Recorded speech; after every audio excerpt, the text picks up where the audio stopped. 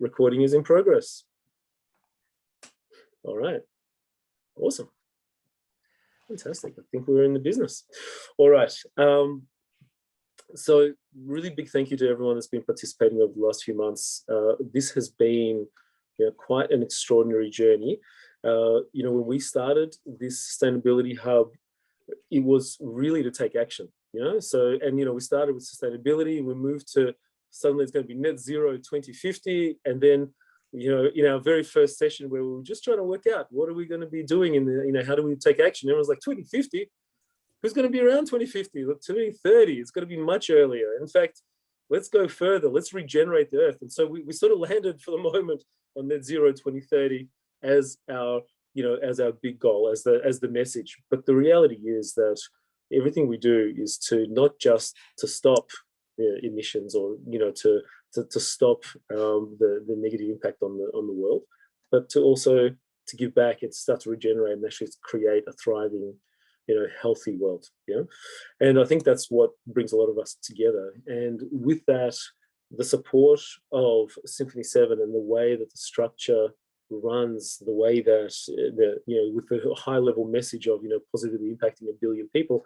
One of the things that I've seen, even just from our last call, if you watch the video where the team from Earth 5R were talking, 3 projects, nearly every project impacts 1 billion people on a daily basis. We're talking about a really high impact projects that people get involved in, organizations get involved in. We're looking at projects that are starting here already. We've got well over a dozen projects that have kicked off with different participants in the hub, different community members. And so I just want to, before diving into our session today, and it's really full session, I wanted to just give Anthony maybe a chance to talk about, the values, just to highlight, remind everyone what the values are of Symphony 7 and why, you're supporting the, net zero 2030 hub. Just a few words from you would be really great about what Symphony 7 is doing as well. Sure, thanks, Vlad. And I see there's a couple of people I haven't met before, so it might be worth mentioning the very clear vision that we have is to facilitate a global tribe of people and businesses with a view to pursuing profit as a force for good, in order that we can have a positive impact on the environment and the uplift of more than 1 billion people. And I know a lot of people laugh when we say the number 1 billion and they say we're crazy people and that number's too big. But when we think about the options and the opportunities to collaborate with the United Nations Global Compact, I'm delighted to say a very large corporation came to one of our hub sessions, the Health Hub session this last week, and said we would like to join. 3 layers above the person who joined, there's another plot going on where they've said, could we potentially get involved in a much larger collaboration? And when I start to think about involving medium and large businesses and a group like the one who's in the room right now, the number of 1 billion just gets smaller and smaller. I personally believe that it absolutely is possible. And I choose as the quote on my email signature, thanks Julie Green for organizing the talk with Dan Pallotta. He said that if you got nobody laughing at you or criticizing you, you're just not thinking big enough. And Vlad, thanks for mentioning the other hubs. We had the professional services hub last week. And I know I can see John Wallace is in the room here. John and 4 other members of that hub, there were about 14 people in the room, asked my permission and then positively hijacked the agenda. And what they did was they asked some questions, and as a group, the group decided that they would much prefer to go after a strong collaboration as a group. And they asked, can we dedicate the next session to really understanding at a detailed level who does what's the full gamut of skills that we have in the group. Based on that, what could be the full scope that a group like this could go after if we pursued projects together, where any one of the members could run a diagnostic with any one of their clients to say, here's what you're trying to do, here's the things you have, here's the gaps, and could actually bring people from the hub. And once again, when we think about doing it like that, the energy in the room rose. And I've got to say that part of that inspiration came from this hub, because I know, Vlad, you've been very quick to say that all of it's got to be based around projects. Talking is one thing, But if we can find the right projects that are going to make a big impact and head in the right direction, that's the way to go. So I feel a very strong synchronicity. I feel an amazing amount of gratitude. And I personally feel humbled to be in this particular room with everyone here. The thought that we could hear about what's going on, with RedGrid, the thought that we can run the quarterly forums, the thought that we can actually collaborate with larger corporations and make amazing things happen is just wonderful. So thank you for allowing me to be here, and thank you for being here. Thanks, Anthony. I appreciate that. One of the questions that we actually had for today as well is that, we've got so much going on, and what is the order of things. And so every time we get on the call, we do it a little differently because there's different things that we're trying to cover.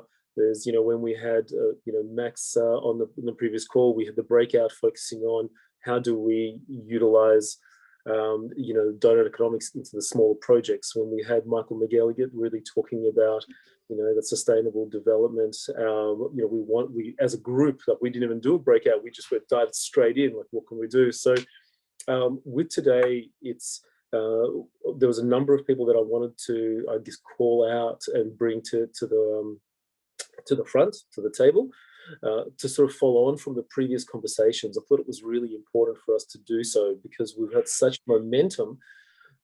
It would be very nice that before we do our breakouts, which we will have, I wanted to bring a couple of people forward to continue our conversation. So first, I wanted to bring, so it's Alex from RedGrid. So he was just going to have a quick chat about mini-grids. It really flows on very much from the work that Michael McGilligan talked about for our team. And I know Robert Goodliff, who's really interested in this sort of space as well, based on the impact and the development they're doing. It's very important for us, when we talk about energy, microgrids, and even to the small community level, how that impacts. And that, I know, across the different projects that we talk about, has an impact and has a place to play. So I really wanted somebody, especially like the RedGrid team, who are quite extraordinary in the work they're doing and the projects they've been doing, to quickly just give us a highlight of that to really get the mind thinking. I wanted to also ask Phil to continue the conversation that Max started around impact on community, the way that we can actually really bring much broader impact into our regional communities, in a way that actually continues on, that's not leaving anyone behind, and just start to really expand the network of impact. And then before we drop into our breakout, which is going to be, I think, very, very energized, I wanted Julie Green just to also comment on how the previous sessions, when Julie put forward something that she was working on with Greening Australia, how the extraordinary impact and just the feedback that she's received in terms of that project and the need and the high impact, and it's a global impact when it comes to carbon offsetting and planting trees. So that's the order. Are you folks all happy with that? Is that a good move? Okay, so just one more thing that I think is really just important to note is that we've got a team of volunteers who are our advisors for this net zero 2030 hub. And we're privileged, we're very lucky to have them provide that support and the attention. On our call today, we've got Julie Green and Lorraine, and where's John Englander? I saw him there before. The screen, oh, there you are. Sorry, the screen is starting to compress every time I look at it. And there are obviously a few other advisors that haven't been able to make it. We are really privileged to have the kind of attention and the focus and the input to keep the growth, the vision growing, and making sure that we are going to measure impact all the way along the journey. And that's something that specifically a couple of advisors have started. They've taken on the work that we've done, and then it's spreading out to the rest, and then we'll share it with the community over the coming weeks. So just big thank you to our advisors. So Julie, John, and Lorraine. I saw Lorraine come through, but can't see her now. I don't know why. So without further ado, let's dive in. This is the time for impact. We do focus on projects. And I would love to ask Alex just to talk about RedGrid. What is the mini grid? What is the work that you guys do, and as your team does, you folks do, and what is that? How can that potentially relate to much broader projects that we're going to be discussing here? People here are to take action. So, Alex, I think I just need to make you a co-presenter. So just give me 1 second. No worries. Thanks, Vlad. Yep, my pleasure. Yeah, just before we start as well, I just wanted to say that this is my first time in the room with all of you, but I'm really enjoying the positive sentiment so far. And Vlad, what you said about it can't be 2050, it's got to be 2030. That's our mentality as well. Adam, our CEO, who couldn't be here today, he's always told me, I always say, like, is 2050 aggressive enough? He's like, no, we need to really solve it now. We're already past it. So it's great to hear that everyone's on the same page with that mentality. And then Anthony as well, what you said about if you're not being laughed at, you're not thinking big enough. I think that should be tattooed on all of my team members, because that's exactly the way we think. But we've got a big vision that I'm excited to share today, but we're also taking practical steps to implementing that vision, because it's not just about big ideas, it's actually about getting traction. So without further ado, Anthony, Anthony, are you able to make Alex co-host? Because I can't do it because I'm co-host. Is that something you can do so Alex can present? Yeah, sure. He's got a couple of slides. So it's not going to be death by PowerPoint. We've had that little chat in the background beforehand. We're about action. So, but I just want to make sure Alex has got the ability to show. There we go. All right, rock and roll. Yeah, cool.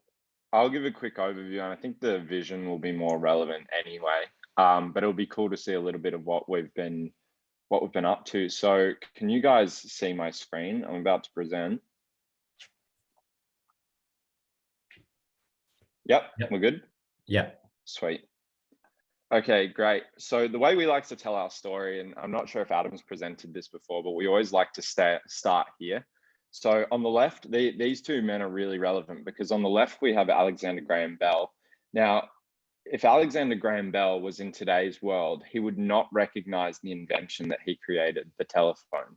But Thomas Edison here on the right, if he walked around, he'd see poles and wires coming from a centralized source, and he'd feel pretty at home.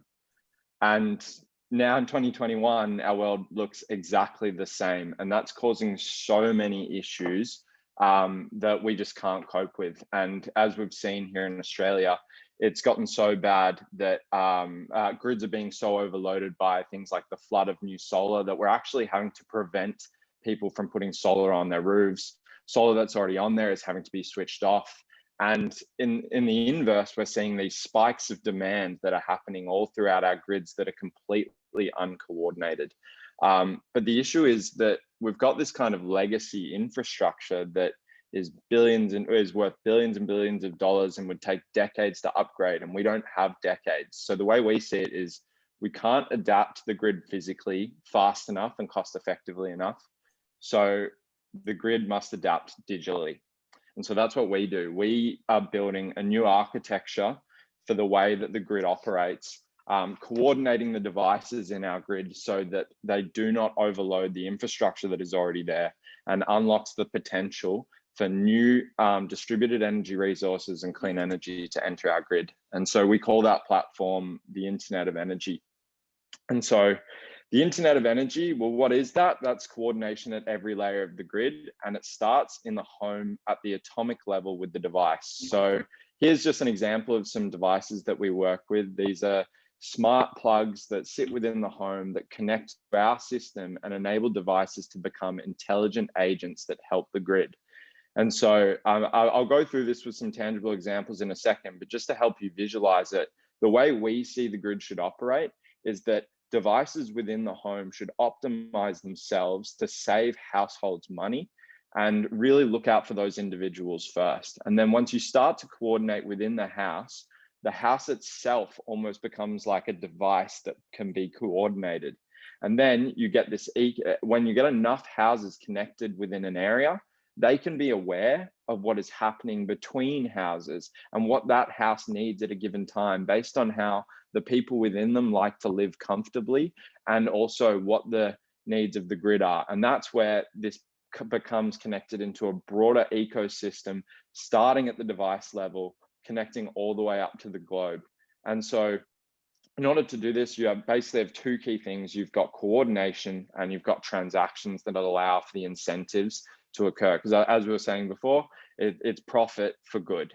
And so the Internet of Energy in Action, what actually is it? So our core platform is essentially like a bridge. It's an open source protocol and what that means is it's an open platform that anyone in the world can access. And if you're a device maker, you can connect into this platform. So we've made it really easy for devices to connect and participate in that. And then we've built in some transaction capability on top of that.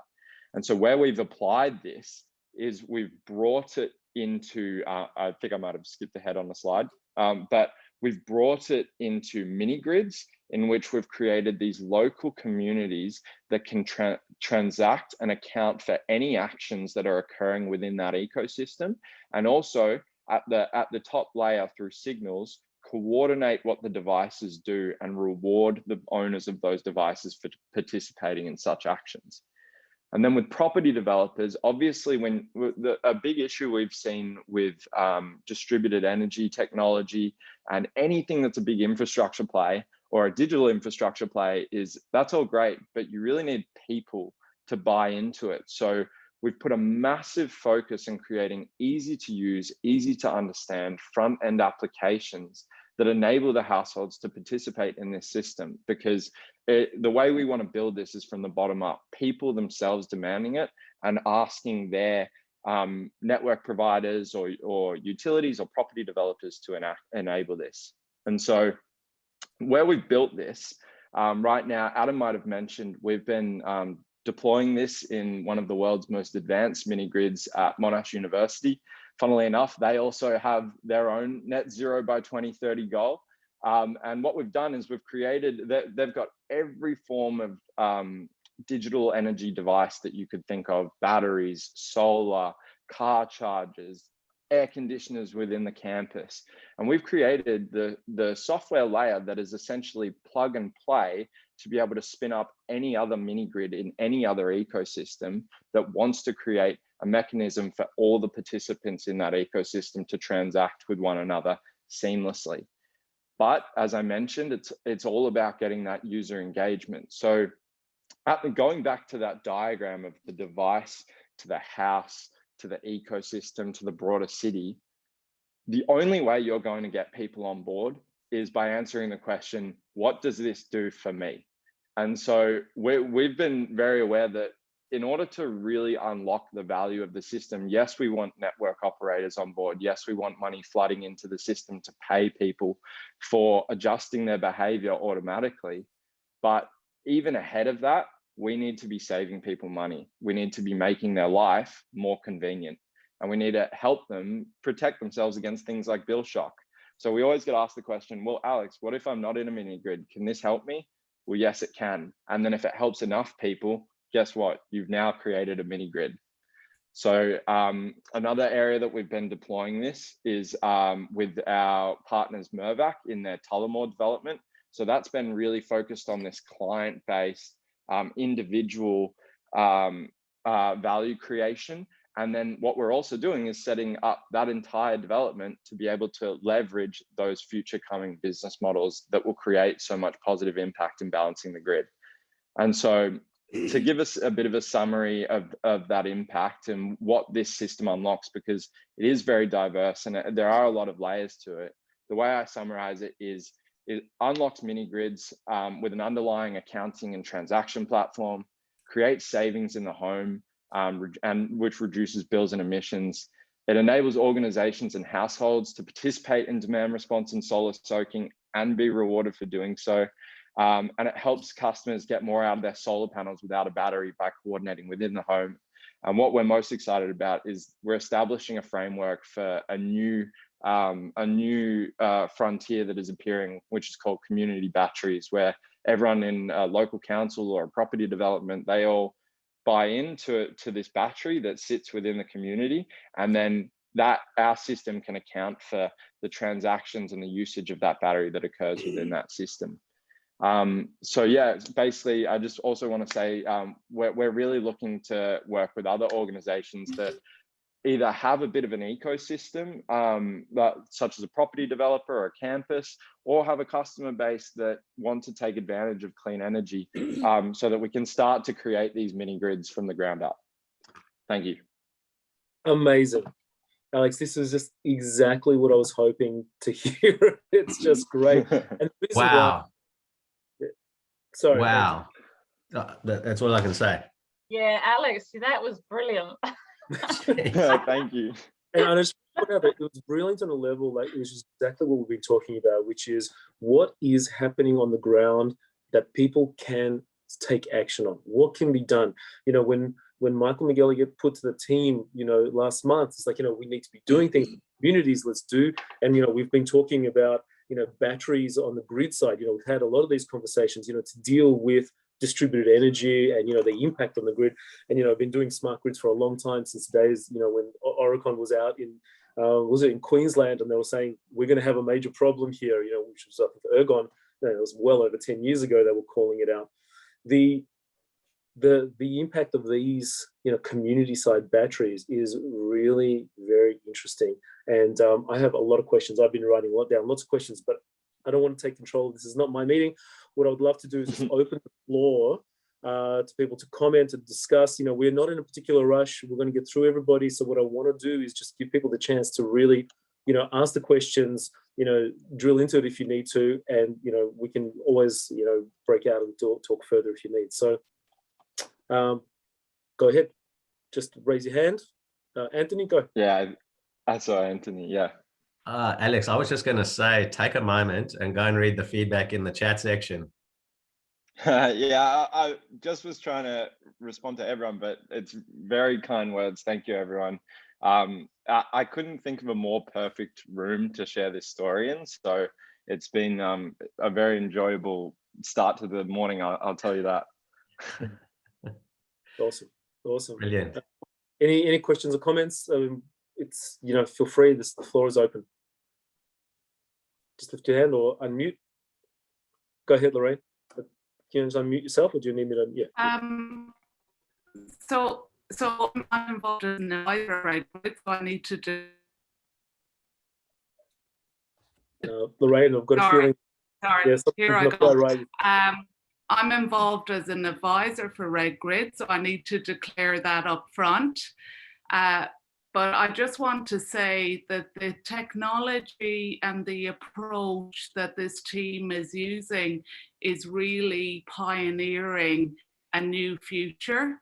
So there's so many facets to that, and getting people to really think about that shift, but also empowering the community to take control of their energy usage.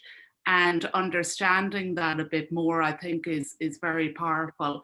So there's a lot of smarts in this technology, and it's got massive potential, not only from a community level, but also from a broader shift towards the Internet of Energy and open protocols, which will enable a better, renewable, sustainable future. No, that's exactly right, Lorraine. Yeah.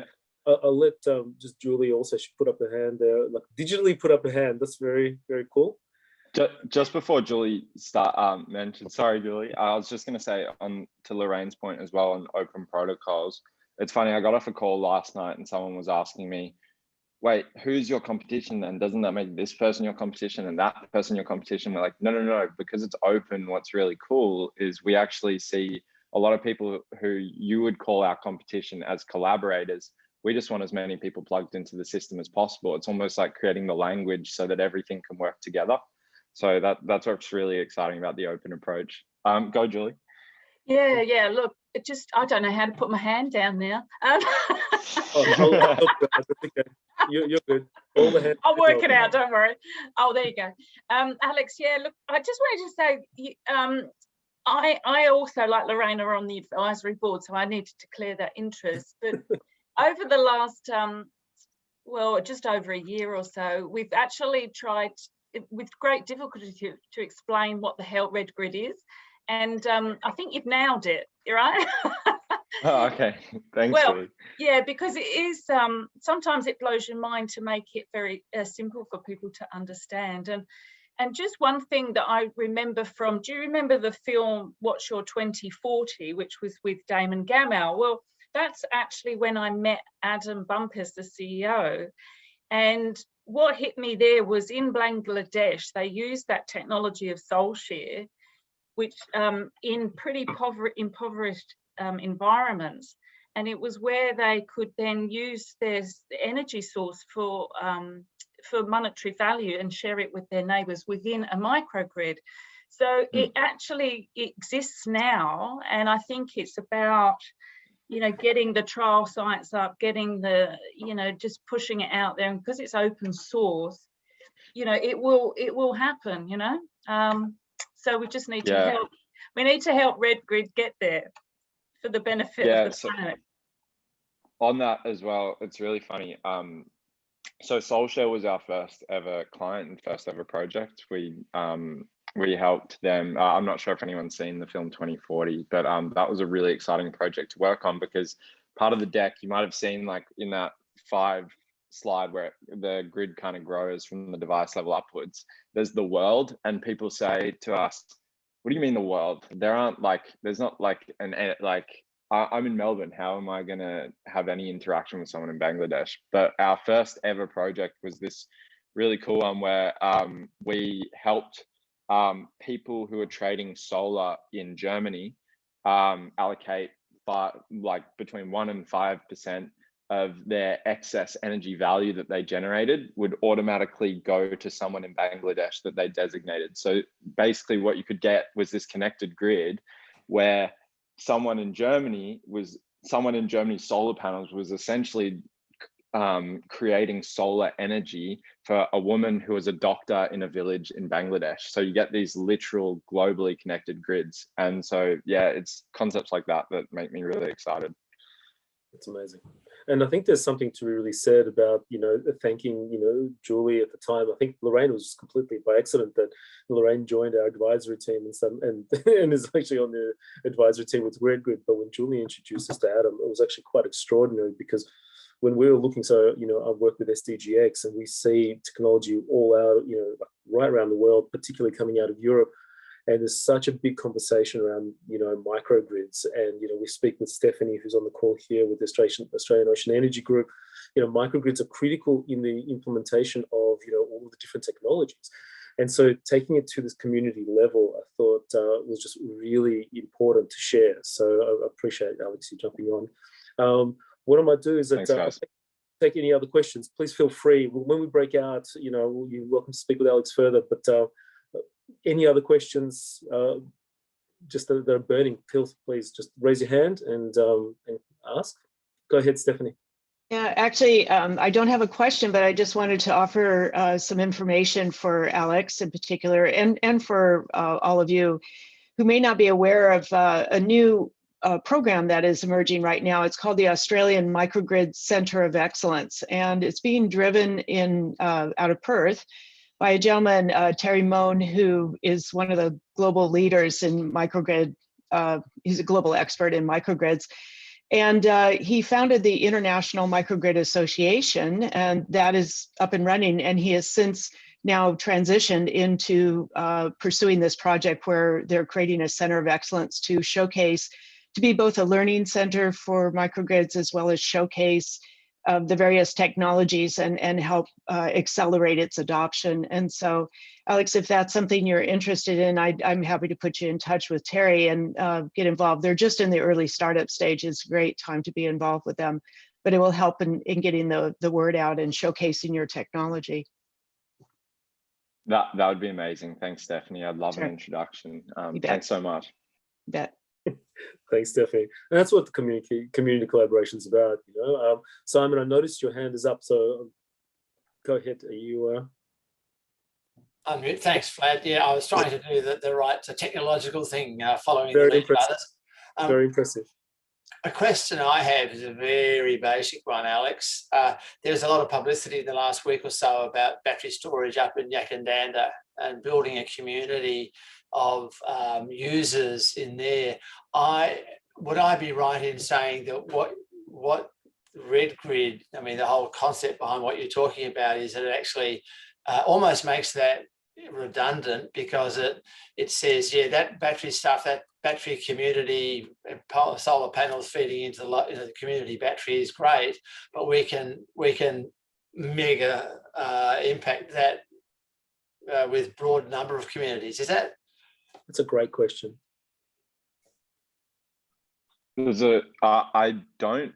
I'm not familiar with the news story, so I might have missed it. I'm familiar with the Yakandanda microgrid. My answer to that, yeah. So the case of community batteries, to be honest, is so bleeding edge on the frontier that it's something that we're basically still exploring. The technology that we've built so far that's already working in Monash University and is already helping alleviate some of the pressures that are coming with, like, building all electric developments for Mirvac, that we believe can be applied there, and we're still exploring it. But I don't want to go out and say that that's just the panacea to fix all their problems. It's still very early stage for that. Okay. Right. Thanks for that. That's cool. No worries. Thank you for the question, Simon. All right. So, yep, fantastic. So the comments are great. So yeah, again, Alex, have a look at the comments in the chat. That's really worthwhile. Anthony, one last question, and then we'll open the floor for more conversations. Go ahead. I do have a question for Alex. Alex, we have multiple hubs. One of them is a non-exec directors and senior execs hub. Thankfully, the community is continuing to grow quite steadily with people, many of whom have a similar set of values and kind of energy to what you see here today. With that as the context, I really wanted to ask you, if your venture is successful, a lot more than 1 billion people will be positively impacted. So where are you trying to take things, and what does your business need, and how can we help? Thank you. That's a great question, Anthony. The main one right now is we are very aggressively focusing on that over the next 4 months, getting that customer experience piece right. So we've gotten our first set of users out, we're getting their feedback, we're getting our next wave. You might have seen I got a July release in the deck. And so for us, it's really about getting that piece right, because if you don't get that right, and then you partner up with an organization and they impose your system on everyone else and no one wants to use it, it's all for nothing. So have you got someone in place to look after that? Do you have the right talent to go after the user experience? Yeah, well, the more the merrier on that. But really what we're interested in is more microgrid opportunities. We are really proud of what we've built to service the Monash problem, but and that opportunity. But we're now at a stage where we want to expand that. So anyone that is exploring microgrids, we'd love to be in touch with. We're at a really great point as a business where there's still flexibility for customization. So we built a lot around a microgrid that was, or I believe is, the most advanced microgrid in the world.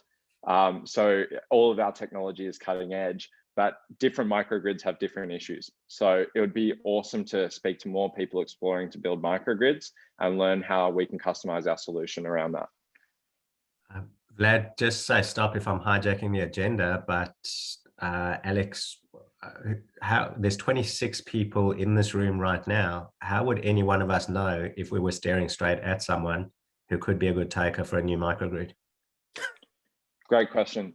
So basically the key detail is it a organization that has a localized community or customer base? So for example, we even were working with a bank at exploring just working with their customers in an area because they already handle a lot of those customers' transactions and payments. Because it's such an emerging field, there's actually opportunities everywhere. We like to work with the non-traditional energy players in particular. So the other example, of course, is property developers are fantastic because they have either just built or are building a community that is being fitted out with smart plugs in the walls that could be intelligent plugs, or solar panels or batteries that could be better suited to being intelligent. And they are really primed to be a microgrid. Universities and campuses, and then of course, remote communities. Now, we do have a massive focus on Australia at the moment, but we are not at all opposed to exploring opportunities outside of Australia if it obviously makes sense, which the way we find that is just through a conversation. You said property developers. Did I mention that we have a property hub? Oh, awesome. All of whose clients are property developers. That's the common theme in the property hub. Everybody has developers as clients. Fantastic. And just to add, Jenny's been jumping out of her seat to say something. Jenny, take yourself on mute, off mute. Oh my gosh, such an amazing product, service, innovation. Absolutely love it. As Noreen and I were watching your presentation, that piece around how it all fits together would just be such a simple and very, very easy for you to use little animation piece. We would love to donate that to you to make a little animation of that for you guys to use and help get it out there. And yeah. Oh, so, amazing. Thank you. Yeah. Do you know what's funny is that's the one thing that we're really lacking. So I've always wanted an animation to be able to share people, because obviously this is always you have to get one of us onto the call to speak through it for 10 minutes. And even then it can be a challenge. So working with you, Jenny, to make a simple animation of that, I'd love that. And I know Jenny won't say a lot about the amazing work they do, but her and Noreen run an incredible organization, which just makes sure that you guys connect and have a look at the kind of work they do. There's a lot, and probably when you guys break out, if you're in the same room, just have a chat. But definitely, thank you so much, Jenny. That's amazing. Wow, Vlad, I second that. Alex, have you ever met Jenny before? No, this is my first time, and I'm so excited about this. Well, it's Jenny and Noreen are business partners in a company called Educate to Elevate, and it's no secret that Jenny was actually on the founding team for Symphony 7. Is one of the most generous people that I know, has a heart the size of Australia and a network to match. So the fact that she's come forward to connect with you, I recommend just write down one name on your sheet, Jenny Boymel. I'm very excited. Thank you, Jenny. Really, really appreciate it. Thanks, guys. It's just amazing. I want to just really just thank everyone for the communication, for the collaboration, for that amazing energy, because we want to continue that theme. And this, there couldn't be a better segue for Phil to also just sort of talk about the community work that they do. It flows on so nicely from the work that Max had discussed initially around donut economics like last time. And, we really want to focus and bring the work that Phil and his team have been doing for many years around building those communities. We are a community. We're more than just the people that are on this call. There's well over 100 people that, communicate and engage, and it's growing. I think, last number was maybe 150 or something like that, where just, the networks of people coming in going, we love what you're doing. What can we do? Anthony's always like going, Vlad, more people. How do we manage all these people? And so, that's why we've got a good team of advisors trying to work that out. But what's important is that the community piece is so critical. It's at the heart of everything we do. If we're going to impact 1 billion people, and we're going to impact 1 billion people on a daily basis, I think sort of the work that Phil's going to talk about is going to be quite important. So, Anthony, one question before we throw over to Phil. Sorry, I had to chime in and just ask if everyone's watching the chat. I see there's a comment there from Phil Orr himself saying, that was amazing. I feel sorry for whoever has to present next. Brilliant. Fair call. technical, but Phil, I don't think you need to be. Oh man, I should probably do like a really whiz bang introduction and just to set the scene. I've known Phil for only a few years, and Phil and Sam Hurley run the most amazing business. It used to be Marketing Entourage as their core piece, but they've grown and launched a B Corp called 25Eight. They work with governments. I mean, Lorraine, you must have met Phil before, yeah? Like you would have come across him somewhere in all the government work, yeah? Yeah. It's even better than that. Lorraine's in the story. Lorraine's in the story. That's hilarious. Oh yeah. It's one of the things that the reason why I've connected so deeply with Phil over a number of years is that Phil is very giving. When we talk about their team, they're giving, they really stand for something, which is to make a huge impact on the community. They've got this regional growth project that they've been running off their own back, sometimes funded, sometimes not, helping communities to step out of, the limitations that normally happen in regional communities. But the core of the way they work, I thought it was very important to allow us to continue the discussion that we started around the donut economics, and just, to really be inclusive, understand our limitations, and, to really build communities. So Phil, I feel very, and also the hub, Phil was one of the very first to say, whatever you guys need, I will support you. So, we're very thankful for that. So, Phil, over to you. And don't feel that you need to compete. You guys do what you do, so just do that. I can't compete with that. It just made me laugh because I love music concerts, and we'll just go on the Irish theme, Lorraine. I love U2. U2 have always had a brilliant support act, and I remember seeing them at Slane Castle where they had Moby play before, and I was like, oh my gosh, it's absolutely brilliant. And you go, well, why would you do that? And then it's U2, but they were it was always like this one. And then I went to see him at Etihad at the time, and they had Jay-Z. And I was just thinking, like, Alex has quite literally done a Jay-Z on me because I really love Jay-Z. And I was like, well, I can't beat that, really. So I'm just to sing along. We can all sing to the Joshua Tree or something following that, because I can't do that. So, yes, but no, do you need to get anything to let you present? Yes, if you could make me a co-host, and I'm going to share some slides. So, thanks, mate.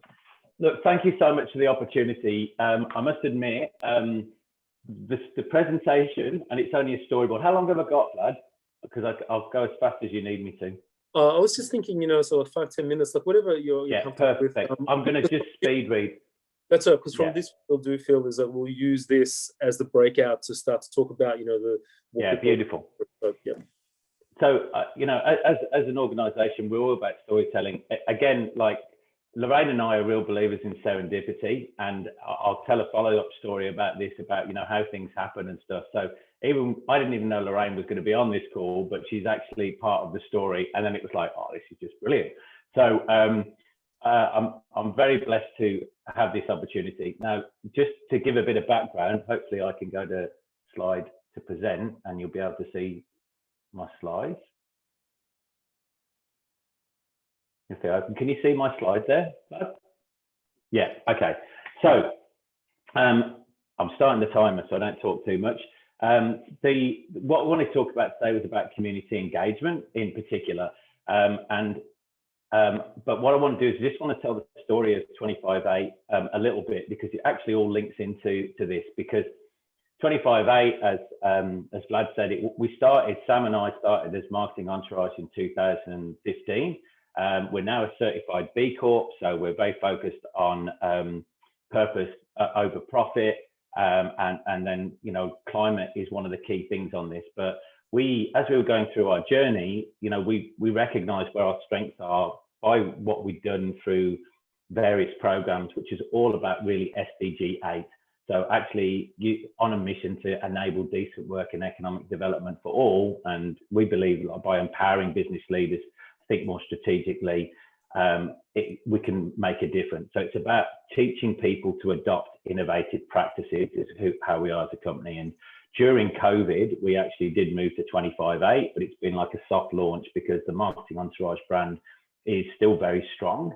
And when we look at the partners we've got to now, we've been really blessed. We work with the Defence Export Office.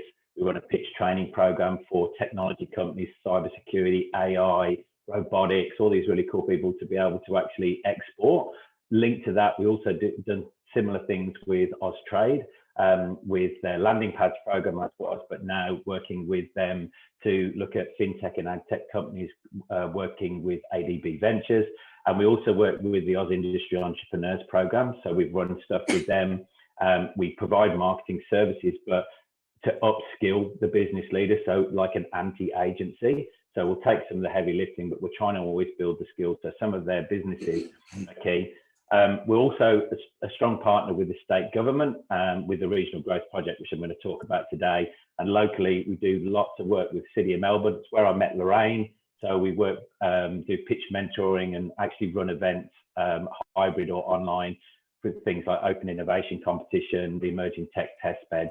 And last but not least, Logan City Council, where with Lorraine, we actually, who came in as a consultant for their business, we actually helped them develop an innovation economy framework.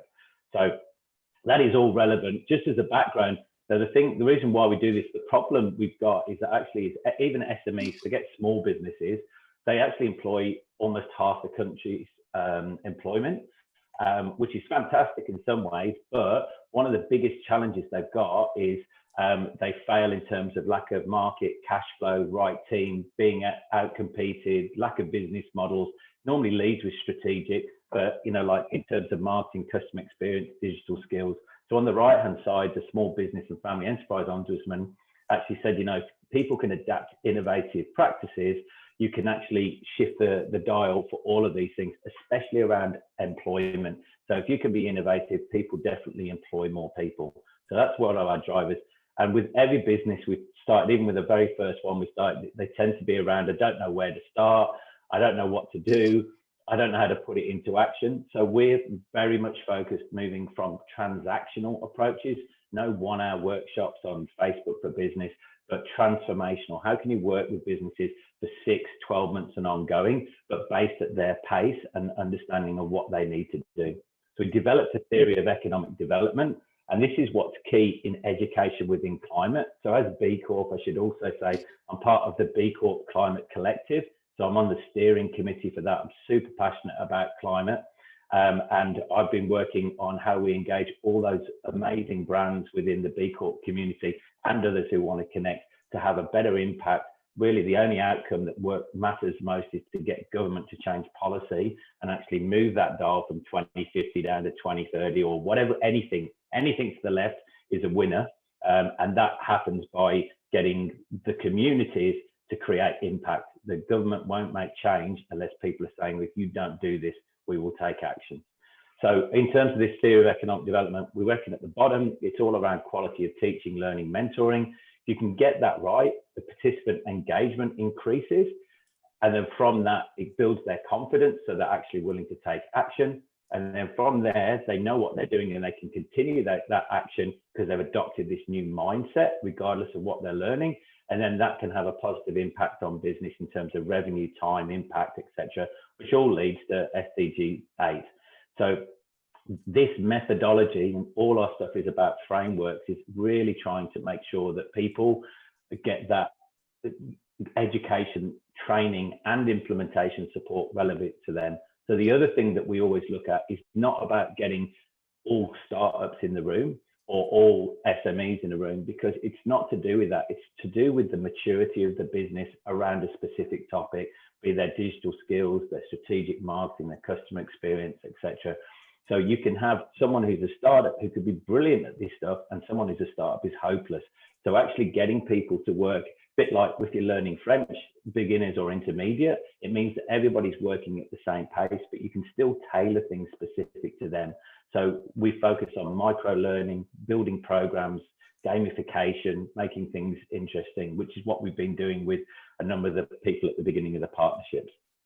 But today, I just wanted to use an example about how to engage a community with the City of Logan, basically. Logan City Council actually engaged us. And this is where the Lorraine story came in, because as an independent consultant, She is an absolute legend. It was quite funny. I speak to Catherine Carolina McManus yesterday, Lorraine, who was also saying how awesome you are. But the challenge that Logan had, they have best part 236,000 people at the time, over 217 cultures, massively multicultural challenges. It's a really diverse community, but they wanted to look at how they can empower a thriving, sustainable and inclusive innovation economy and ecosystem to help the city local becoming an innovation powerhouse. So they had their city future strategy, and our role was actually to look at how to build a framework that's measurable around these areas of the importance of jobs, the importance of multipliers and spillovers. So how can you integrate and work together about productivity and exports? So I'm just going to talk through how we approach this. Now, in any situation, whatever challenge that you're actually got in front of you, the most important thing is to actually understand the ecosystem who is involved. So every business tends to think, right, who is the customer, which is important. But if you actually understand the entire ecosystem, it's actually about how people can interconnect together.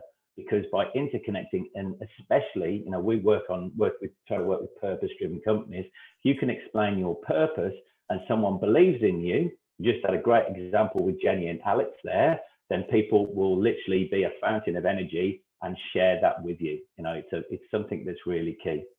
So with Logan, we literally started with at the beginning and looked at what is that ecosystem that is there at the moment. And then obviously the other challenge is to look at the gaps and how they need to feed it.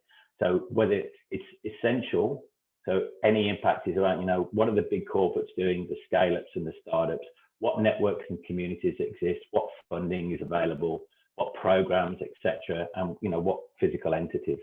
Once you've actually started to map that, then we want to look at what the stakeholder matrix is. So in every stakeholder ecosystem, there's people who are essential. If you don't get them on board, it is not going to happen. Then there's the important people who I'd position as like sort of the influencers who can create change. They're willing volunteers. They'll put their hand up and say, I'm going to help. And then you've got the passive people who you need to keep informed. There's a gentleman called Ed Morrison who actually came up with this methodology, and it feels like a bit like an adoption curve for those who've done engineering in like my old days. But the whole point is the essentials end up being the close network and the core team. The important stakeholders become those willing volunteers and pragmatists who want to get stuff done. But then you're going to have the passive skeptics, and then you're going to have the sore heads. But by actually identifying in that stakeholders who are these people, you can actually work out what energy you're going to invest in. Eventually, over time, passive skeptics can become willing volunteers, but you can't do that. And we see this with climate all the time. It's so frustrating where you've got people who are passive skeptics who you really want to be in the core team. But this is where education is so key. And that methodology of making sure if you educate people first on the problem and how they can help solve it makes a big difference. So with Logan, we then followed the process in terms of the kickoff, number of workshops. We interviewed stakeholders. We had over 80 plus stakeholder participation across the board. We looked at our insights and research. We synthesized it and we created a report and recommendation. And this is what we came up with. So as I say, with Lorraine, it was the hardest and the funnest project I've ever done because it was literally creating something in terms. I just wanted to talk about lift to the power N, just very high level. So the 5 areas in any framework, and this involves any sort of engagement you need to consider, is the leadership, the brand that you've got, and the culture. So having those things that are essential to engage and pull everybody together. The second bit is about infrastructure. And especially after COVID, this is physical and digital. So what is the infrastructure you've got to create those connections? The third one is around funding and markets. So, like what is there from government perspective, from private investment, from venture funds, etc. Really understanding that market and what's going on. The fourth one is about talent and knowledge. So that's the human capability and capacity that you've got, also the knowledge. So this was, you know, like around innovation, IT, technology companies or whatever, but you think about it, the knowledge in the room within climate, you know, who are the people who can educate and support and build, and most definitely last but not least is this networking assets. And networking assets can be structured, so you know what events and stuff is going on, and also unstructured. So this serendipitous aspects of this, where things can happen just because of focused on action plus luck. And I've literally, you know, over the years realized, even with my own networks, about how important it is to have serendipity. So this fact of like, sometimes it's luck plus action, sometimes it's action plus luck, just depends on which going. But by mapping out these ecosystems, it makes a massive difference on understanding who to engage, thinking about who those key stakeholders are. Are they passive? Are they going to be proactive about things that go on? And it's even led to, of all things, like helping to develop a playbook now that we're doing about how to have serendipity, which I can talk about on another day, but it's been amazing. Very last thing, I know I'm like a couple of minutes over. Leading into this, we then, over 3 years ago now, created the Regional Growth Project. It was sort of an idea in the back about how can we create an even playing field in Australia, particularly around Victoria. Last year, we ran 2 summits and ran webinars. This year, we're having our summit, which we're partnering with the state government of Victoria.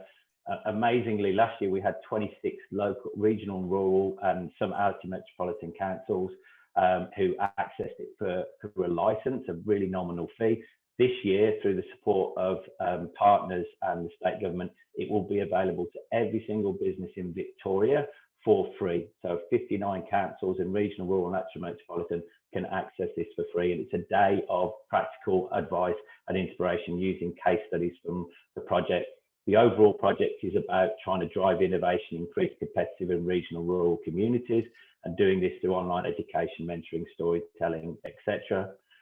It's been driven now to the point where we've actually got a separate, because it's not about us on our own. This is about a project where we can engage with other parties in supporting this innovative growth and connecting regional communities, so we can build these future skills and the resilient economies and champion regional areas. And through that, just one example of this is that we have these community connect hubs. So it's part of the Digital Innovation Festival in Victoria, and they will have DIF hubs. We'll have 5 this year, but we've also, using the lift to the power end, we're helping small micro communities to actually look at how they can understand their own ecosystem and how they can actually connect and work collectively to support this. Great example about Rapania we could use another time, which basically grow Pulse, and how they've actually built their own brand as a town with Pulse. And then the long-term goal for this, which we're working on, is building this hub around content, storytelling, mentoring, networking programs and events to make it work. So my call to action for everybody is, if you want to know more about the Regional Growth Project, we're looking for the right partnerships. We're trying to make sure that we engage. It's not about the person speaking on the day. It's about how we can actually connect and create that reach to ensure that we can support as many businesses as possible. It's amazing. Wow, Phil, that is, and it's incredible how on point that message was. I don't even know why you were concerned. That was like unbelievable. We're going to break out any second now, and I know there's a few questions coming up, but I just want to point out that the community, the way that we're working, you know, when we're talking about the problems that we're dealing with, you know, Alex from RedGrid, I mean, that was really appreciated. You know, you highlighted the issue.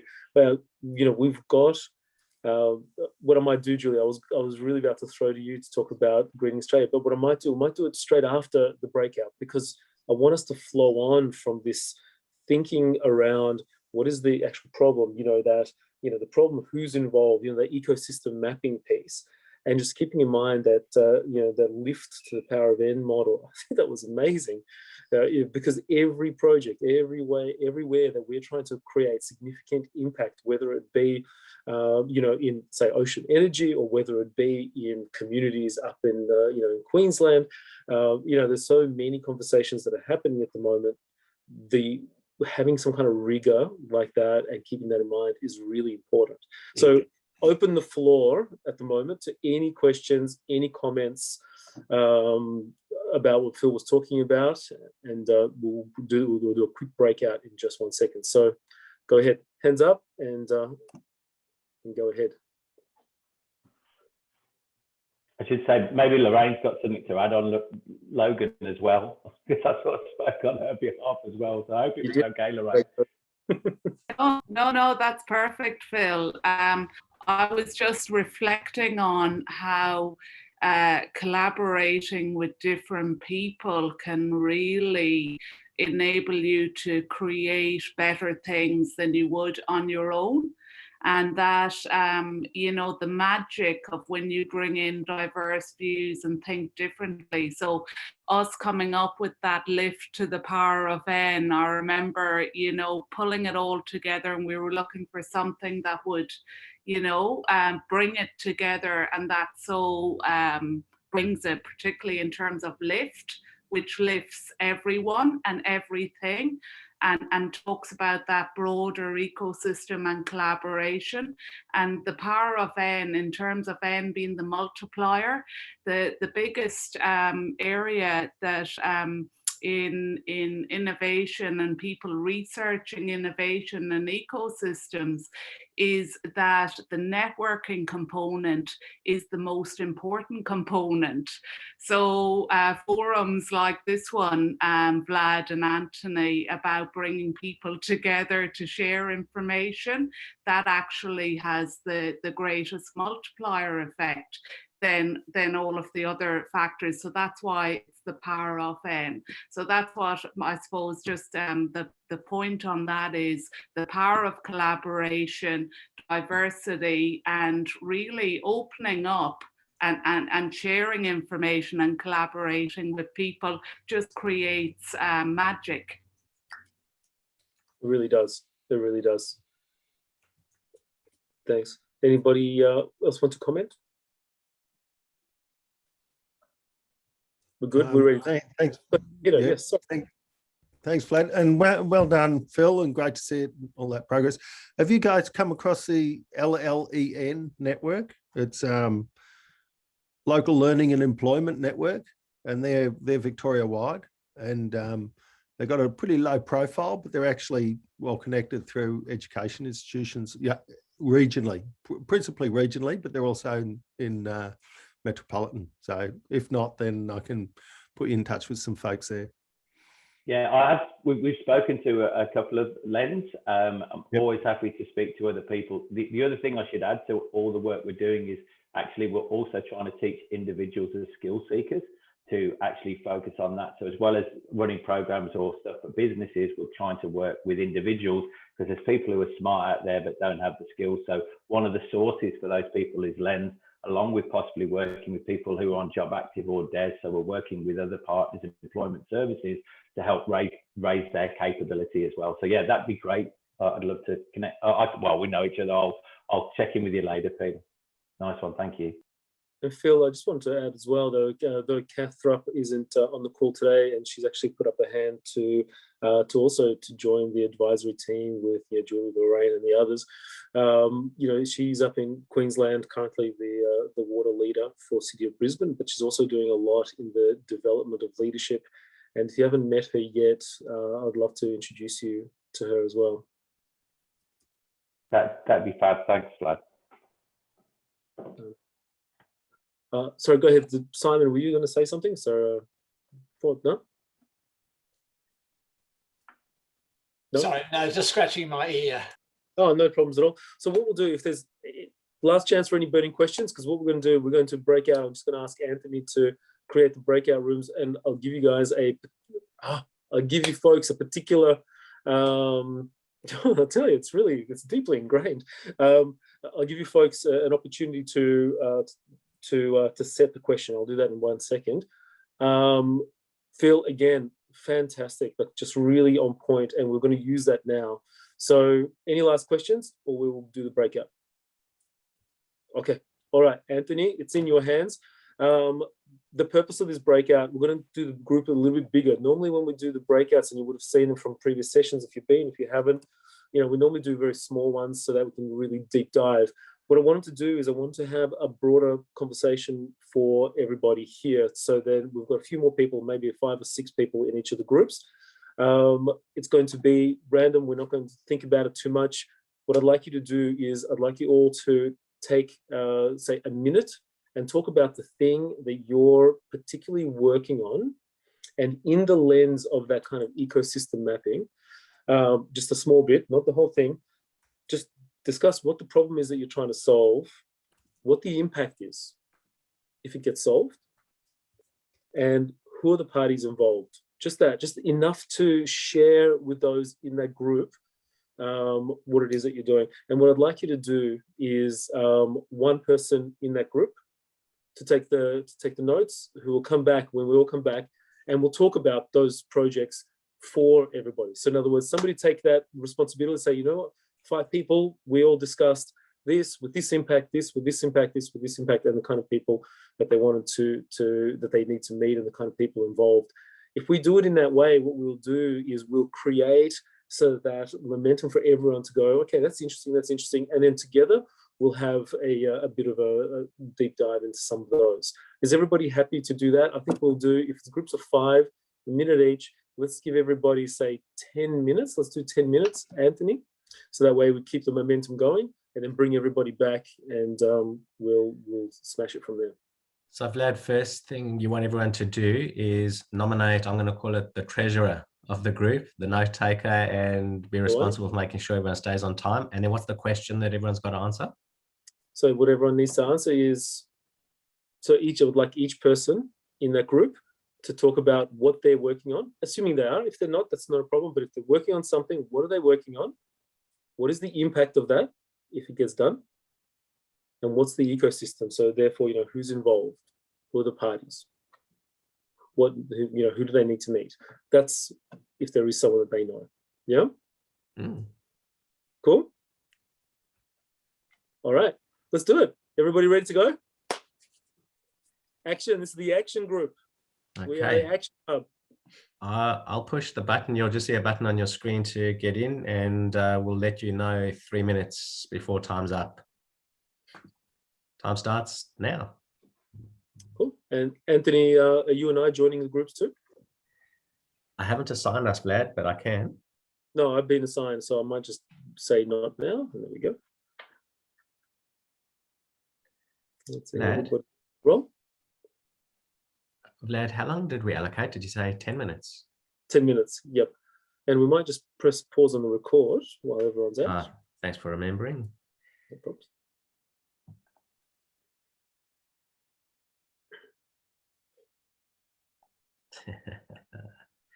Latitude with attitude. Let's bring them all back.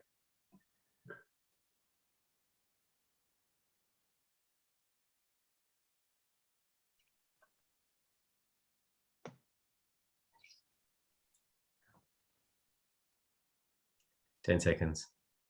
Oh, beautiful.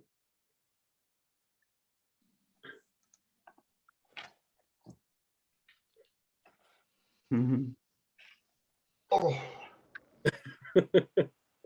Peter, you look like you've had a workout. We thought, Anthony and I thought we'd underestimated the speed of going through everything. So we extended it with a little bit more time. So I hope that was useful for everyone. Yeah. All right. So we've got, welcome back, 4 groups, 4 breakout rooms, 4 breakout groups.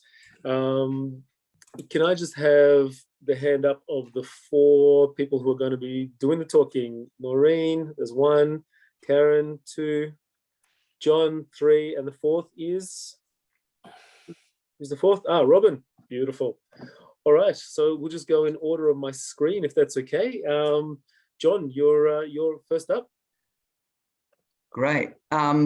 It was just wonderful to see a group. I'm not surprised, mind you, that everyone wants to foster collaboration within their communities and build creativity and so forth. And what's interesting is that building policy so that things become a common mindset for everybody, not just ourselves, but beyond. So there's a ripple effect. Deepa brought up something very interesting, that her work wants to be that from the very moment go, that action actually starts, rather than just planning that we're getting there. Every activity we do from the moment go happens. And so I shared my story, of course, of 27 years ago starting Planet Earth, and everything we did was helping our clients, in fact, change by simply using our services in terms of a commercial cleaning company that was chemical free, and moving on to eco bins, which were color coded bins, so people can actually make change happen. But I think we'll all agree it's not enough happening. And I'm ready to go on my next journey, as well as I believe everyone is preparing for theirs. And so I think from when I look at my notes, we're creating some evidence-based stuff so that people feel motivated. It would seem to be a very key idea that came out of it from my perspective. Social innovation. And so therefore, perhaps, and we're all thinking about system change that just energizes people, but overall building some kind of capacity so that we can all deliver the kind of outcomes we're looking for, be it for a healthier wellness or a better social impact or better for the planet overall. So people and planet, nature, good stuff. Thanks, everyone. Oh, that's awesome, John. Did you guys, did you folks have an opportunity to also have a look at that question around who needs to be involved, you know, in that that ecosystem mapping kind of approach? Was that identified as well, that there are particular... Not as clearly, but more inviting people to, to think about who should participate as opposed to who should be involved. Gotcha. I think that becomes almost a business plan, doesn't it, in itself? Oh, and that mapping is so critical. That's right. So as those projects need to go forward, that mapping, identifying who the players are, is so important. Got it. All right. Excellent. For sure. Thank you, Vlad. Fantastic. Thanks, John. Thanks for sharing that. Next on my list, I think, is Noreen is next. Hi, I had a really fun group. I've actually had a circle of notes, on the notes, So around the whole idea of problem, the ecosystem that the problem operates in, and the impact that can be made from solving the problem. It's really, really interesting stuff. Kind of more comments that really kind of hit me, and sort of an overall sort of like conclusion, I think, at the end of it all. So really, we had lots of Alexes in our group. We had Alex from RedGrid, and we had Alex who is renewable energy, and really, I think, following on from Alex's great presentation, I think I think we know the problem, the ecosystem, but the issue, I think, with Alex was about unlocking the potential and creating that potential solution at scale, so that's, obviously the more and more people that are involved in that great solution, the better it will be, and we'll all benefit. And then that tied in with Alex's renewable energy sources from the ocean, right? So that's another way. One, it's an amazing sort of, I suppose, offering and solution in itself, but also it feeds into Alex's RedGrid offering. So that was a really nice little kind of sort of impact kind of combo. And then what was really, really interesting, speaking of just solution-based offerings that were having challenges, was Matt. So Matt in the combustible cladding revolution, in a way, and he's trying to take old cladding and basically feed it into the circular economy and make good things from it. And he's having difficulties convincing authorities, councils, other institutions around actually being able to do that, because they're actually arguing with him about leaving it in landfill, which is really interesting in itself. So we've all told him to fight the good fight, because obviously the upside is huge in that. Julie and Lorraine, really amazing points from them around, obviously, because they do some work, obviously, with Alex and RedGrid as well. Julie's Greening Australia, and Lorraine's doing all kinds of secret projects that she couldn't talk about, but it sounds exciting. Sounds really, really exciting. So true, so true. But really, the points from that, which kind of bring me on to the end bit, is, how do you find people in this world that can actually give you the solution, right? And how do you find and know about people's needs? So I think the conclusion was, look, we need to keep on talking. We need to keep on. This is where I jumped in with my little bit about education, education, simple education, really simple messages, again and again and again and again in a digestible format that really lift people, inspire them, because when we know better, we're inspired, we then do better. So that was kind of the conclusion from all of our little group. I hope that was accurate enough, guys. And I was just going to say that what you and Jenny do especially is so critical. There has not been a single call, and Anthony, tell me if I'm wrong, not a single call where people have not said that, everybody's always said, we need more education. It needs to be simple. We need to simplify. We've got this huge issue. How do we share that message? How do we identify? And, when Phil presented, that pyramid as well, education is so critical in bringing everyone along for the journey. And I love the fact that, from what John said, and I know what the others will say as well, finding the people and understanding the projects, these are critical things. And this is at the heart of what I'm going to ask you straight after this. So let's keep going. That's fantastic. Karen, over to you. Hi. So we had Peter, Jikama, Phil, or myself, Simon, and oh god, my brain's gone. There's one more person. I'm like Jenny. Jenny, that's right. Sorry. Jenny. Jenny. Yeah. So everyone had a different sort of perspective, but yeah, like with Peter and Simon, it's it's a lot about the work that they do. It's a lot, they don't have a specific project, but in a lot of the work that they do, it's around sort of supporting cultures and innovation within the type of clients that they work with, and also embedding cultures that can sort of create the impact that we're after. And then obviously with Jenny was with Noreen, so it's all also around that education and the learning piece, and understanding that really it's about embedding and I think it's across the board, whether it's with Peter or Simon or Jenny, it's about embedding that sort of love of learning in one way or form, whether it's through culture, whether it's through innovation, whether it's through all the social impact work that they do with their clients. And Phil, obviously, we got to hear a bit more about him and what he does, which is amazing. And I like what he said around the fact that it's all around connectivity, and at the moment, obviously, the biggest form of connection that we are all needing in the world right now is through a digital format, through the internet. And if we can sort of do that, then we give people the platform, or the people that have the solutions, the platform to be able to provide the solution and the impact towards net zero too. So that was them. I then went on to share my bit, which in the past, most of you might know that I provide a service, but I actually have a project at the moment that I've been working on, and it's tiny compared to, say, a lot of the other problems that we've been talking about this whole morning, but I believe that it's got a huge impact.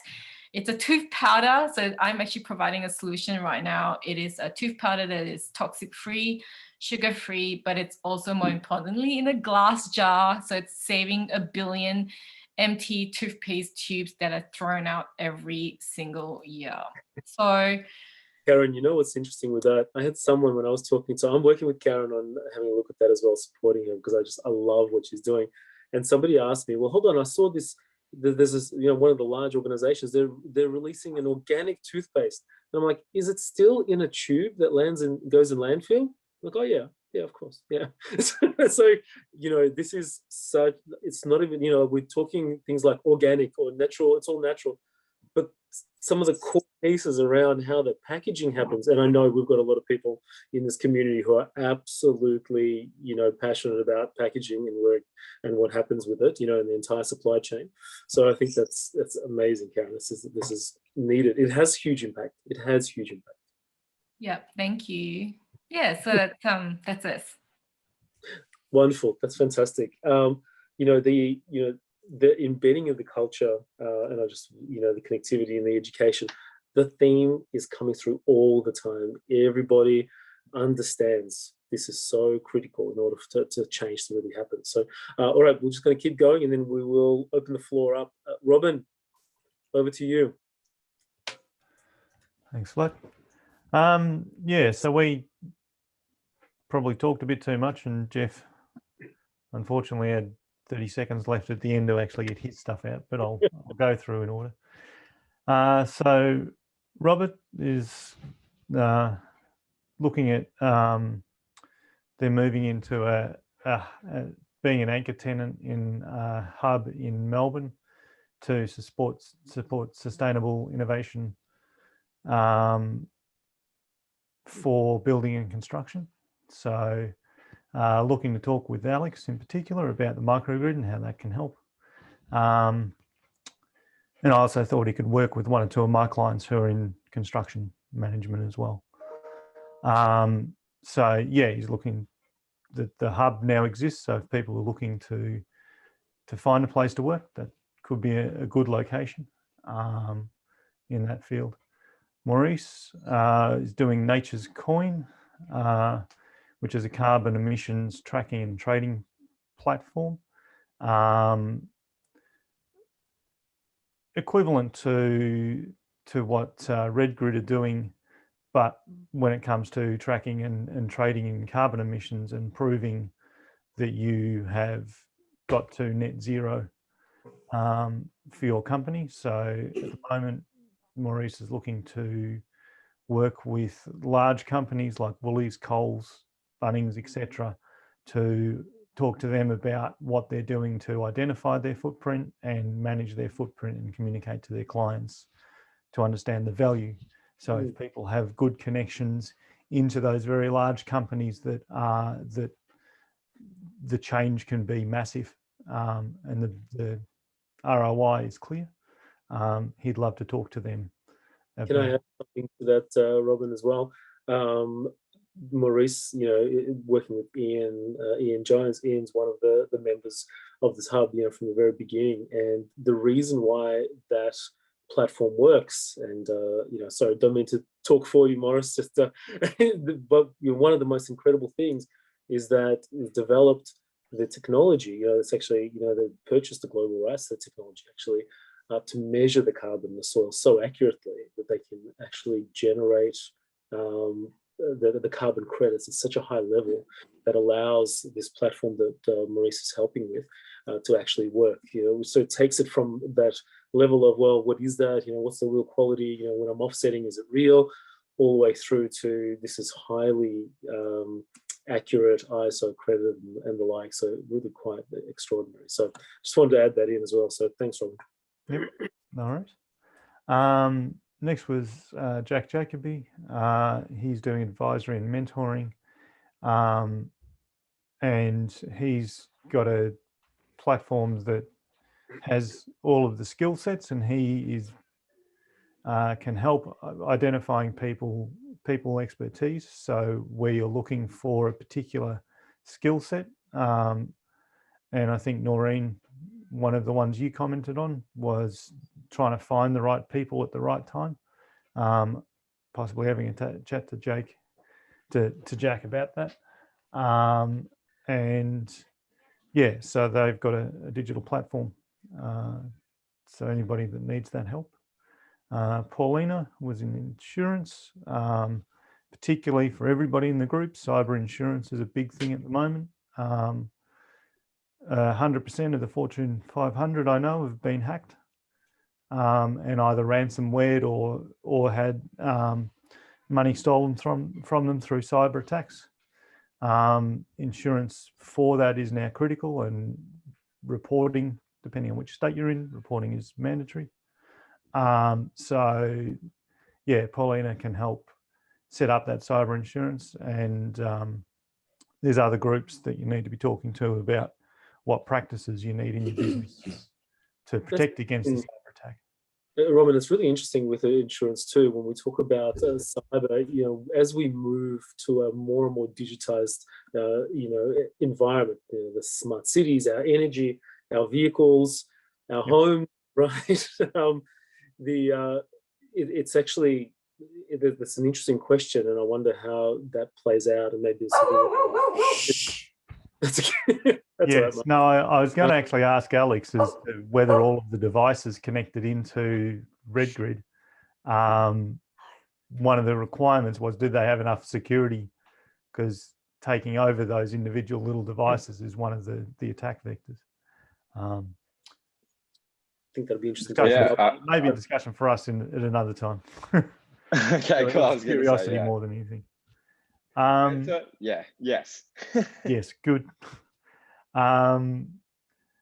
Jeff was looking for people, looking to create a tribe of people who are interested in contributing to projects that are coming through. So for people who are at a loose end, want to contribute but don't know how, have a chat to Jeff.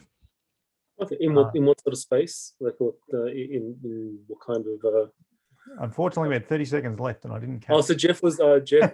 Yeah, sorry, you were right. So so okay. if you want to, wherever it is, I mean, Jeff, what sort of projects are you involved in? At the moment, we're working on an electric vehicle project, looking at the segment of trying to get people who want to, looking at a, thinking about a car and wanting to go understanding what electric vehicles can offer. So trying to address that marketplace. But the overall project is to bring people together who want to do something but don't have the idea of themselves. So still including founders, but not in that normal sense where a founder then has to attract a community. You bring the community together, they generate ideas and then work with those ideas to deliver something of value every 10 weeks. Excellent. That's really great. And I noticed that that kind of approach is really taking off. If you see like so Antler, which is they do but they've got a cohort that started in Melbourne, and their approach is to bring sort of founders together. Those who've got ideas, bring them together with others. Worth having a look at as well. In terms of collaboration and the like, because I think there's a real need in the space for people to go, you know what, I've got this thing, but I'm going to need to work with somebody or something else where we've got the particular project that we're trying to develop, like you're talking about electric vehicles and sort of educating the community. How do you get people involved in that to grow that? Yeah, no, that's really great, Jeff. Awesome. Go ahead, Robin. And yeah, the last one was me. So previously I've de-risked the software development process. So I've now got 10 clients or 15 clients now that have been through the process. We've got handed them a nice technology. And the vast majority of them have looked at me and gone, oh, what do I do now? And so what I'm doing now is working out how to make my clients successful, not just in terms of a good technology, but in terms of a product and a business that can wrap around that product. And so I'm now tying together all of the skill sets from this room and other Symphony 7 groups, and on a per opportunity basis, looking at what are all the skill sets and what are the combinations of skill sets that are needed to make them successful, and bringing in a capital team to help fund. So de-risking the investment by, instead of investing in one startup or one idea at a time, we're investing in groups of 4 to 5, so that if one does fail, the rest of them, you've still got an investment in the remaining cohort going through. And so hoping to bring the investment cycle forward into the ideas that are coming through in this group. That's awesome. For the projects I can help. And when you see projects that are being discussed and come up, to see that this model can relate to the projects and their success as we talk about. Yeah, so the ones that I can help are people who have a depth of knowledge in their industry, an industry expert, and I can take their knowledge or their idea and codify it into a software platform that can address their market better. So for those types of people, I can really help. Awesome, that's really great. And so I think what is really powerful here is that we've got a sense of what people are looking for.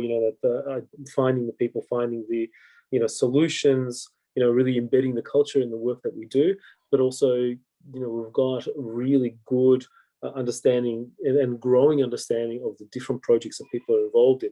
What I would like to offer is, or at least what I'd like to put on the table is, one. Does anybody have any questions for each other before I put a particular question to your group, to the group? Any questions to each other on any of the things that we talked about? No? So what I would love to do is, considering that we have a community, and considering that we made a note here, people finding people, understanding the needs of those. So there's what we need, and we need the kind of people we're looking for, but we also want to understand what people are working on so that we can put a hand up and say, I'd like to participate. We have got a LinkedIn group, and in the LinkedIn group, I'm not sure, it's 80 or so people already, I think, joined. I don't know. I keep getting the, can we please join? And I just say yes. I haven't checked the number at the moment. But what is powerful about that group is it is a closed group. It's not just open to everyone on LinkedIn. So it's very much the members and the community that is participating here. And people are putting forward ideas. I remember Robin shared that there was that one, the question was, who's in, to the Elon Musk question of, he's willing to put the challenge out. And Robin said, yeah, we're doing that. But there's many other conversations starting. So what I'd like to ask you is, as a group, would you like to use that LinkedIn community more to put opportunities and ideas and things you're looking for out there to see how a community can come in and play? Is that something that, yeah, that's a thumbs up, Julie. Any comments on that? Thanks, Margaret. I see that would be great. Go ahead.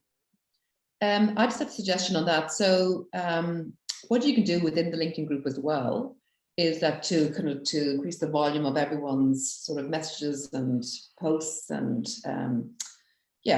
messages to the broader community in their sector, you can actually put your posts in there as well.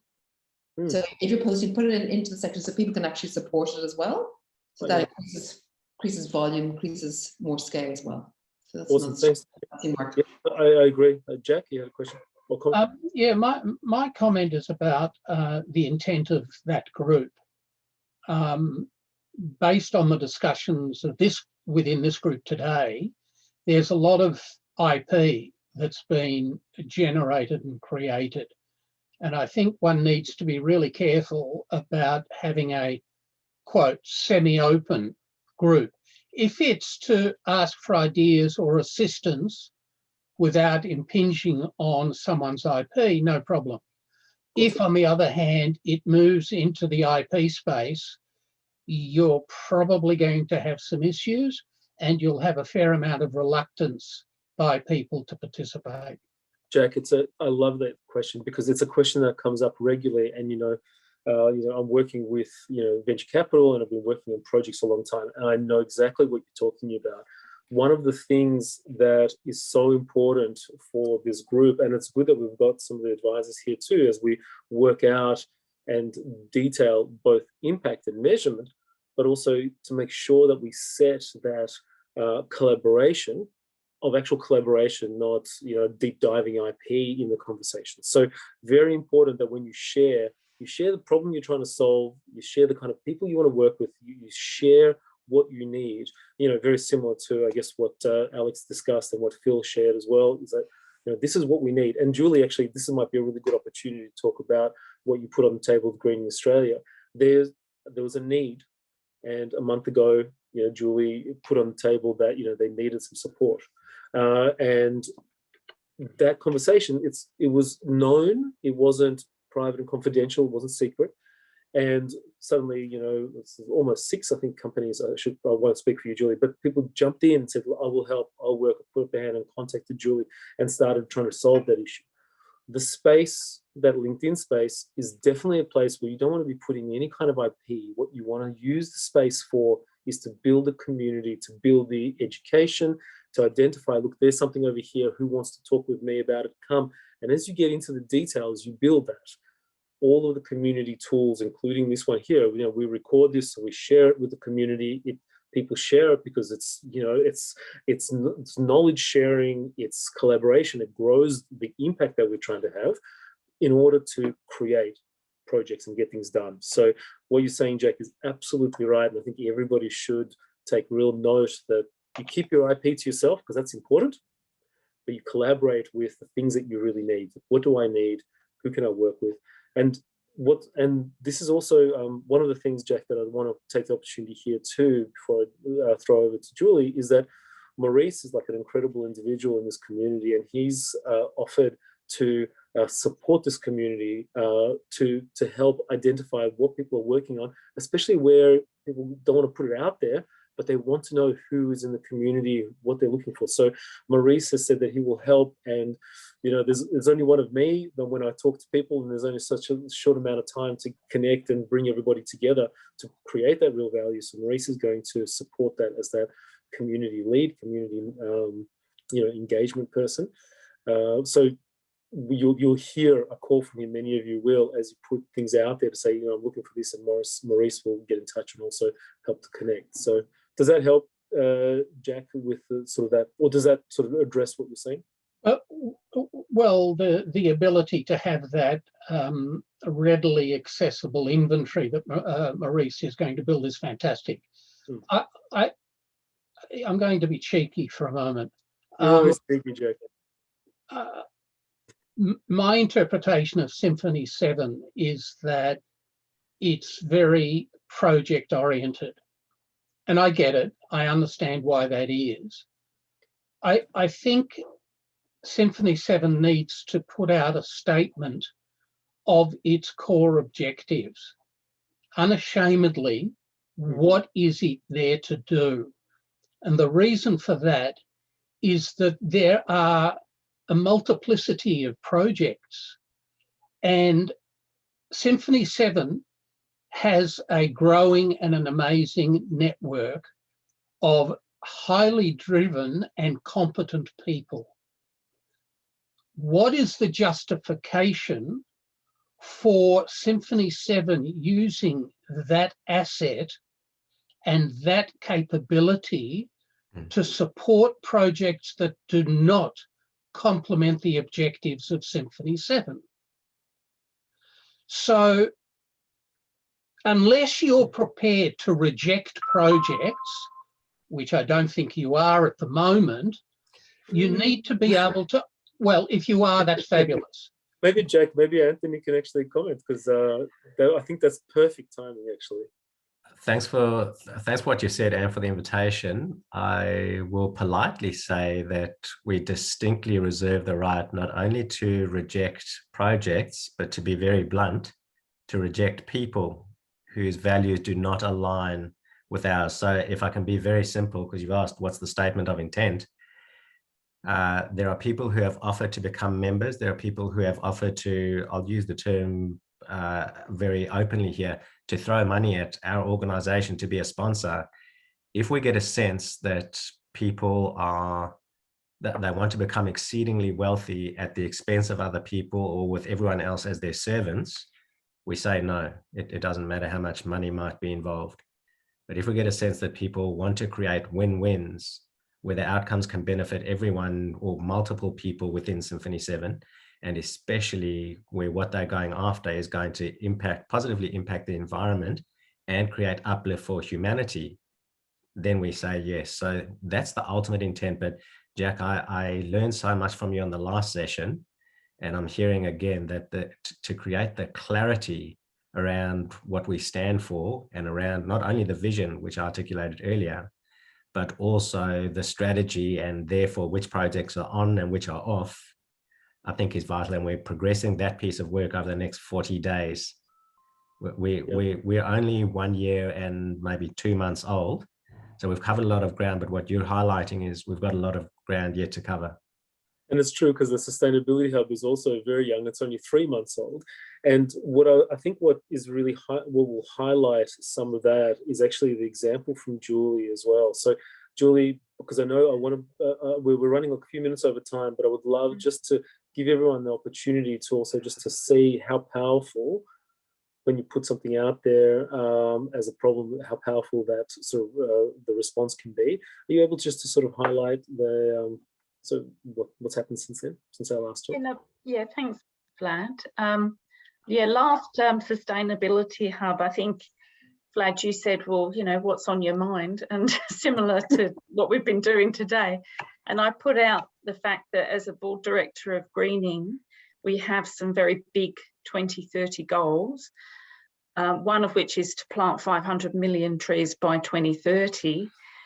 And in order to do that, we need two key strategic things. One is land, which has got sufficient carbon to create carbon credits, so good land, not just any old land, and also seed in order to plant the trees. So from last time's meeting, Peter, who's left, Mulholland, Jack, who's here, Robin, who's here, and James McGregor, who's not here, from Blue Tribe, they all said, can I help? And which is pretty amazing.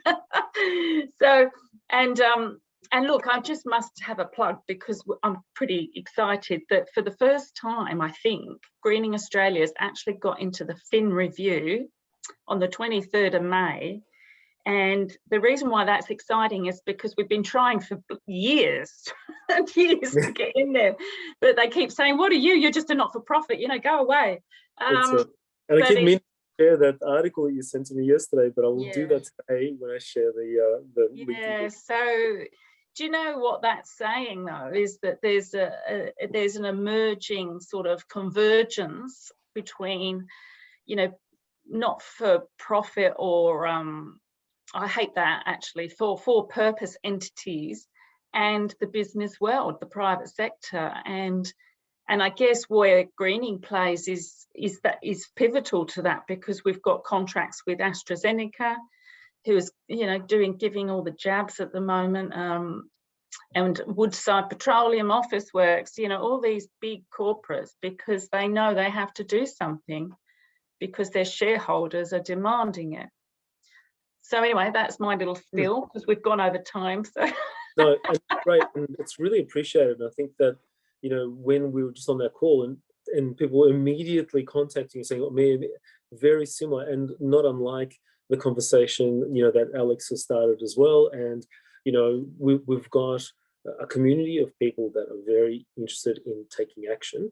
And I think that this is the key. And what I would love to offer is that I'll share the LinkedIn group with everybody. I'll also share your article too, Julie, from the Fin Review. So I'll make sure that that's there.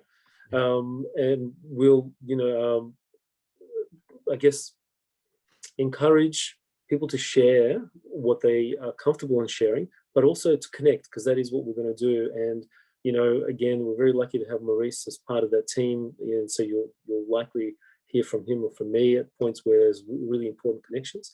Does everyone know who Maurice is? He's actually here. Maurice, can you give a wave? Hello.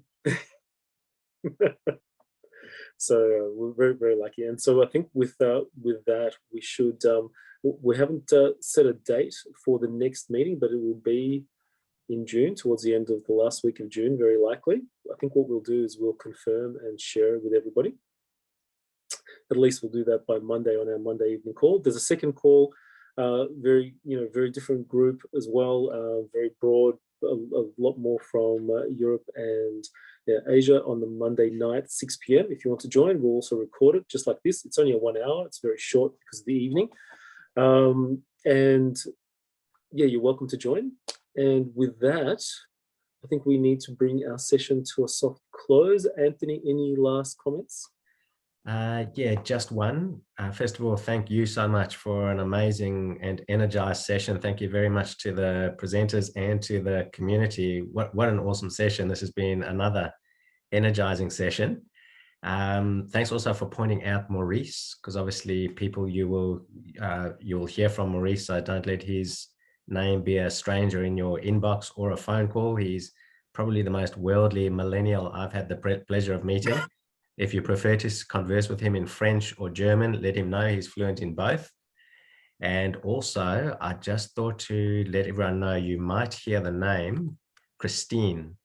This is Christine Laurel, and thankfully she has accepted the role as Community Development Manager across Symphony 7.